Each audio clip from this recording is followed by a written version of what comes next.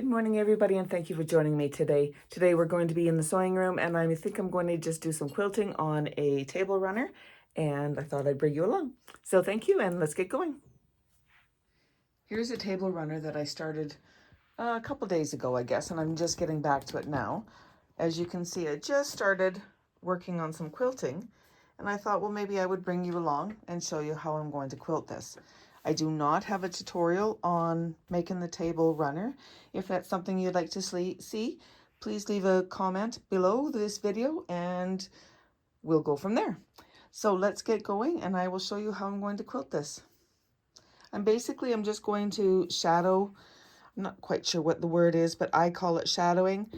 I might do some stitch in the ditch just in the middle of these just to tack them down, and then I'm just gonna have some fun. I think I'm gonna do make it look like a flower on here, on these. But yeah, let's just get going and I'll show you what I'm gonna do. All right, so what I'm going to do is I'm going to line up the edge of my presser foot to the edge of the pattern, so the design. Okay, and what else I've done is I've taken and I've moved my needle over to the left. So it's like doing oh, it's very blurry. It's like doing a 1/4 inch seam, but on the left of the needle instead of on the right. So hopefully that makes sense. And then all I'm going to do is I'm just going to follow the design around. And I'm going to backstitch at the beginning and the end.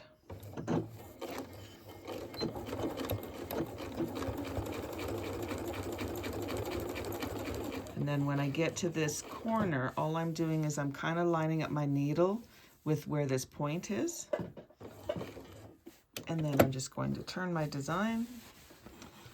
Just fold it up here a bit. There we go. And go down the other side. Oops, I'm so sorry. And then what I'm going to do as I get to the edge of here, I'm just going to keep going so that my needle is stopped at right in line with this point.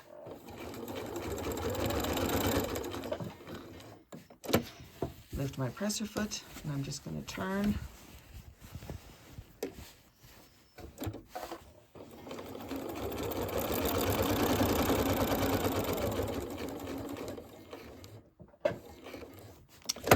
And I'll just keep going around.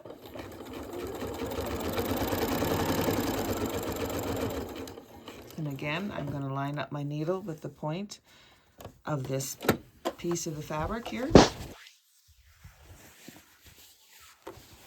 And I'm going to turn my fabric.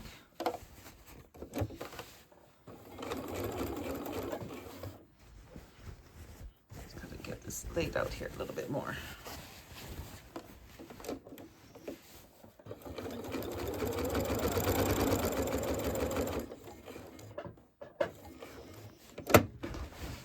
And this is all I'm doing on the outside.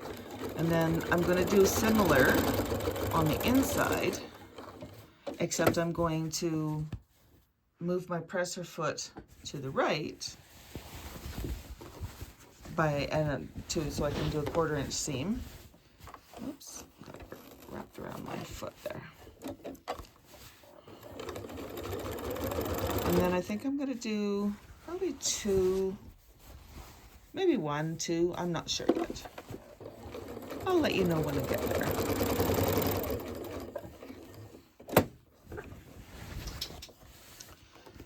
And I got my supervisor come down here. Do you want to see my supervisor?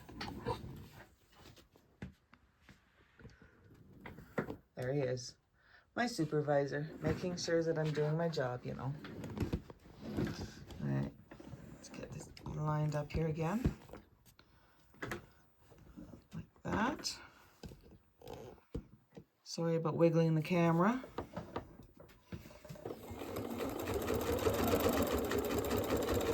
We'll go to that intersection where that kind of point is. And we'll turn this. Oh, look at I went too far. So what I'm going to do is I'm just going to reverse by 1 stitch. And I'm not going to worry about picking that out because in the big scheme of things, you're not really even going to see it. So now when I get to the edge of the material where this line is, I could just keep going, and if that's what you want to do, but I'm just going to do one section at a time. So when I get to this point, I'm just going to cut my thread because I don't want to sew across here. I want to start here and go and continue on. So I cut my thread, and now I'm just going to reline this up like so, and I'm going to position my needle so it's right in this seam here, and make sure that my presser foot is lined up with the edge of this side. And again, we're going to backstitch, and then we'll continue on.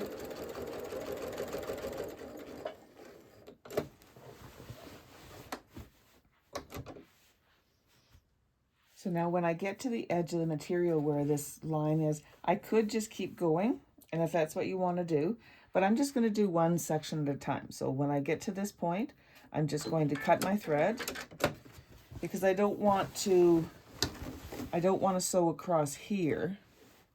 I want to start here and go and continue on. So I cut my thread, and now I'm just going to reline this up like so, and I'm going to position my needle so it's right in this seam here, and make sure that my presser foot is lined up with the edge of this side. And again, we're going to backstitch, and then we'll continue on.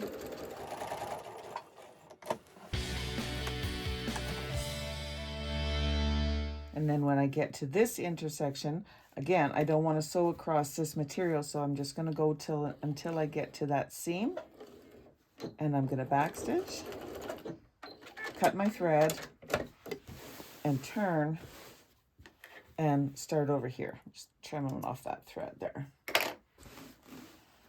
Okay, so just going to continue on here. Now I'm just going to line this up so that my needle is off the material part and into the scrap part, and so that I can sew and not have any spaces. Okay, do a little back stitch and continue on. I'm just coming up to where I started, so I'm just going to meet up with that stitch and just do a quick little back stitch, and we have our first row of quilting all done. I like that. So now what I'm going to do is I am going to go onto the inside row, so against this side of my presser foot, and line it up on here. And I'm going to reset my needle so that it's on to the right of the center this time. And I'm going to do a line following the inside of this. Here we are, just coming up to the end where I started. Trim off this little thread.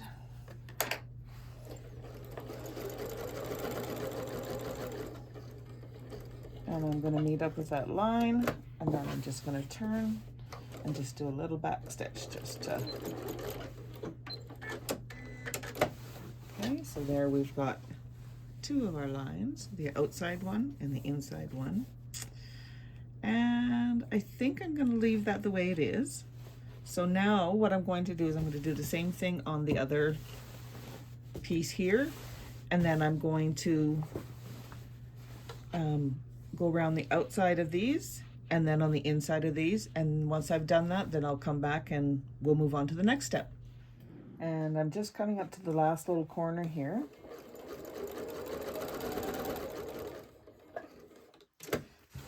And pivot, and then I'm just going to do a little back stitch. So now you can see I've got quilting done on both the inside and the outside on those. So I just wanted to mention too, and because I don't think I did before, I am putting my stitch length at about a 3. I like to do a bigger stitch when I'm quilting. Hopefully you can see that. It just, it's still going to hold everything in place, but it just makes it for a nicer finish so that it's not quite so tight together. So now what I'm going to do is I'm going to change out my presser foot from my walking foot to my free motion quilting foot. Okay, so I have my free motion foot. I'm just going to unscrew the screw so I can take my walking foot off. If you're doing any quilting, having a walking foot like this is a fantastic thing. It helps bring the material and the top and the bottom together at the same time so you don't get puckering. It really, really does help. So I'll just set that to the side because we will probably need it again.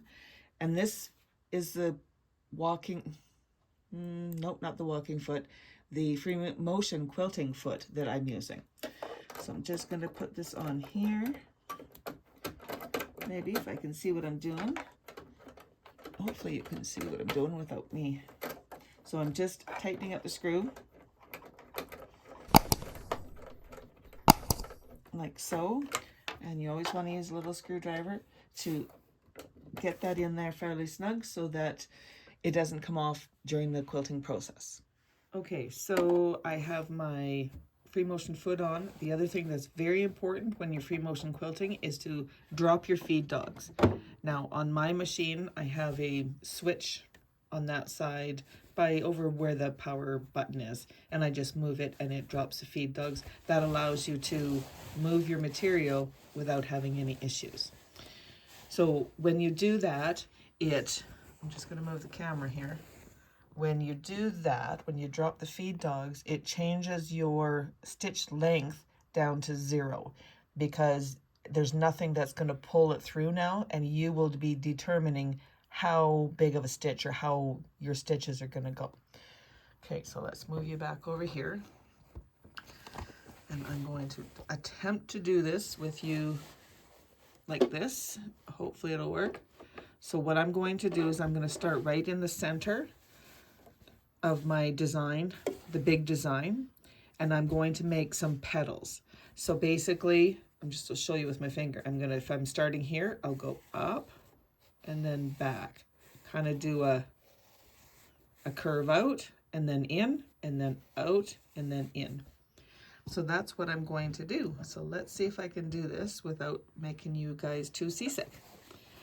Now you always want to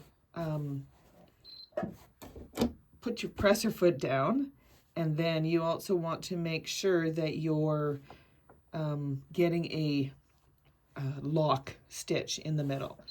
So what I do is I just kind of move it a little bit. There we go. So now I want to go this direction, and I'm going to go up to here. And it's a little hard to see, but I'm just going to go out, get to about the halfway point of that block, and I'm going to start going back in.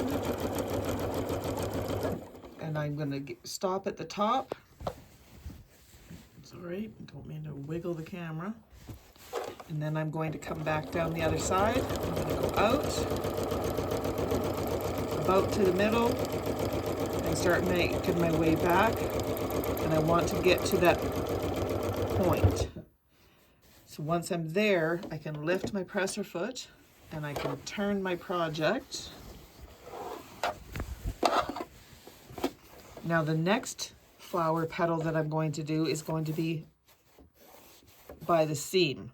So this one was in the middle of the block. This one is going to be on that seam, okay, right on this seam here. So I'm going to do the same thing. I'm going to start in the center, and I'm going to go out and meet and stop right about in here, and then I'm going to come back out and go back into here. So just like this. Remember, you're the one who's moving the material. The machine will not move the material. Wibbled there, but that's okay. I'm going to stop right with my needle in the middle of that seam, And I'm going to come back down the other side. So I'm going to go out a bit.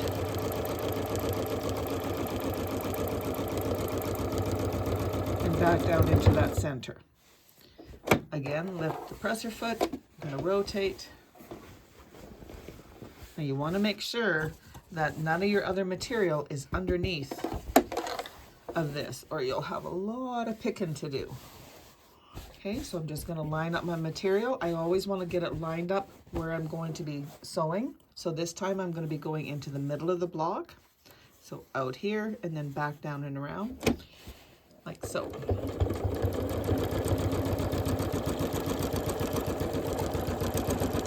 You want to try to move in one fluid motion. Get to where you're going, and if you need to stop, stop in that position. Try not to stop in here. It can get all kind of skewy. Oh, sorry, just trying to roll my material up here a bit. There we go.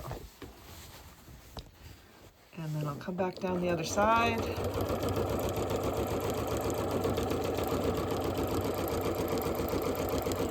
And down to that center point once again. Okay, so I'm just going to continue on and do this for both of the big ones, and then I'll come back and show you how it's going.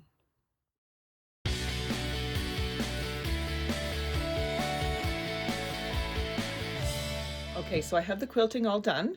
I will show you in just a second. So I have it all done, and I think it turned out good. It's not the straightest. It's kind of wobbly. Oh, look at my supervisor again. It's kind of wobbly, but you know what? I think it looks good. I'll show you right now. So here's the quilting all done. As you can see, it's not perfectly straight at all. And then there's these. I kind of did the same thing. Stop pushing on me, you little turd. Yeah, but I think it looks good. I'm happy with how it turned out, and it'll be nice to have this all done.